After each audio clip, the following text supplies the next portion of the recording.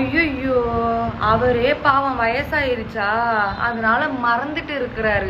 என்ன மேட்ச் என்ன டீம்னே தெரியாதுன்னு.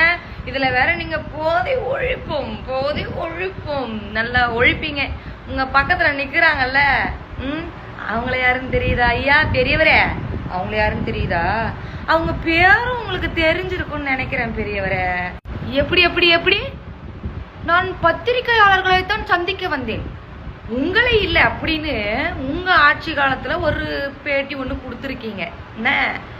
அப்ப இப்ப மட்டும் என்ன உங்களுக்கு யூடியூப் வேணும், பத்திரிகையாளர்கள் வேணும், மீடியாக்காரன் வேணும்? எதுக்கு? என்ன பயமா இருக்கா?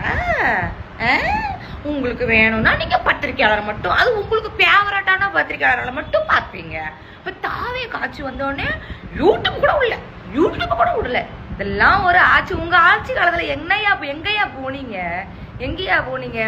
சரத் அண்ணாவை அரெஸ்ட் பண்ணா இப்போ சொல்றோம், இது நாங்க நிறைய பேர் சேர்ந்து முடிவு எடுத்த ஒரு விஷயம். சரத் அண்ணா அந்த மாத்திரையோ இல்ல போதை பொருளோ அந்த உடைக்கிற மாதிரி தான் ஒரு வீடியோ வந்திருக்கு.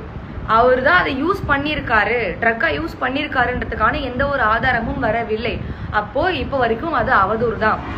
அந்த அவதூரை அவரை அரெஸ்ட் பண்ணணும்னு சொல்லி போராட்டம் பண்ணி அவரை அரெஸ்ட் பண்ணிட்டாங்க அப்படின்னா, இப்போ போதை ஒழிப்போம்னு பேசக்கூடிய அத்தனை பேருக்கு எதிராக டிவிகே சார்பாக நாங்க போராட்டம் பண்ணுவோம். இது டிவிகே வச்ச தொண்டர்களா, எல்லா தொண்டர்களும் சேர்ந்து முடிவு பண்ண ஒரு விஷயம். நாங்க எங்க அண்ணன் சிஎம் அவர்கள் அமைதியா ஆட்சி பண்றாரு, அதனால நமக்கு இந்த மீட்டிங்கு போராட்டம் இதெல்லாம் எதுவும் வேணான்னு இருந்தோம். திரும்ப அவதூறு பரப்பி, அமைச்சர் மேலேயே அவதூறு பரப்பி அவரை கைது செய்ய சொல்லி இவ்வளவு தூரம் நீங்க போறப்போ, அவரை அரெஸ்ட் பண்ணிட்டாங்க அப்படின்னா, இல்ல அவர் மேல நடவடிக்கை எடுத்தாங்கன்னா எதிர்த்து தாவேகா தொண்டர்கள் அனைவரும் போராட்டத்தில் ஈடுபடுவோம். அதையும் தெரிந்து கொள்ளுங்கள்.